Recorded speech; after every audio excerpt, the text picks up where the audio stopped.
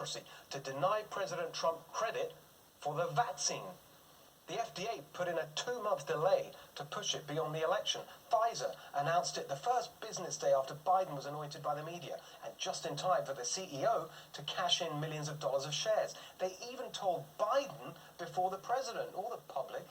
The Pfizer vaccine head said they were never part of Operation Warp Speed. But they were part of it, as their PR team had to admit the next day. They'll get $2 billion from the government. Trump made that happen, and Pfizer lied about it to suck up to Biden. Now we know where corporate America stands. They hate Trump's pro-worker agenda and want their power back. Last week, over 24 top CEOs held a secret meeting to plot a coordinated attack on the president. Big business, big media, big tech, big money, the big government bureaucracy, all of it lined up against Trump. It's a miracle the election was so close. Trump got more votes than any president running for re-election in history. The second most votes overall. You could say Trump is the biggest vote getter in history because he's even responsible for Biden's votes. None of those people voted for Biden. The whole election was about Trump. Love him or hate him. We know the establishment hate him, and now they want to see him and his supporters destroyed. Jake Tapper shamefully called for the persecution of Trump supporters. No job for you if you dare question the election results. The Trump Accountability Project called for a list of Trump enablers. It would have been a long one with over 70 million people on it. They called for a ban on pro-Trump books, a boycott of their publishers. Why don't they just go all the way and make piles of books and burn them like the fascists they are? This is frightening authoritarianism. It's how the communists treated my grandmother in Hungary for the crime of allowing her daughter, my mother, to escape to the West. How dare these people talk about unity while behaving like this?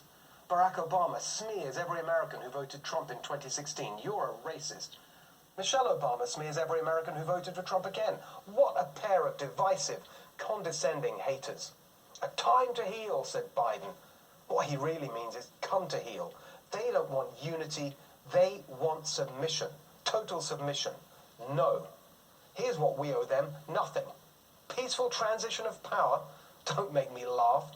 At this exact point 4 years ago, Obama and his gang were working to cripple the incoming Trump administration, and Joe Biden was right at the heart of it. They weaponized the FBI, the intelligence agencies, whatever they could think of. So, let's uphold that Democrat norm. The FBI is reportedly investigating corruption by Hunter Biden.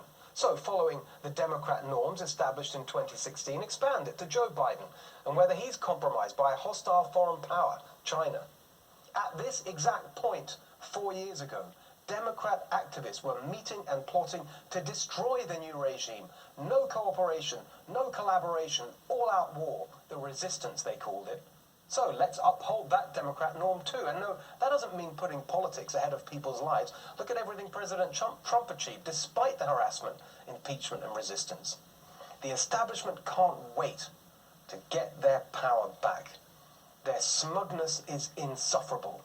Their arrogance unbearable. Their authoritarian tactics un-American and unacceptable. Biden's transition team is a swamp takeover. His priorities: national lockdown, open borders, Paris climate preening, bringing back racist brainwashing. It's government of the elite, by the elite, for the elite. Who's happy if Biden's in the White House? Our biggest enemies, China and Iran. No. The fight against the establishment goes on for the people, for workers, for families, for communities, for America. All right. Tell me what you think of that at Steve Hilton X, and please follow us also at Next Rep FNC and share this when we post it. Joining me now to react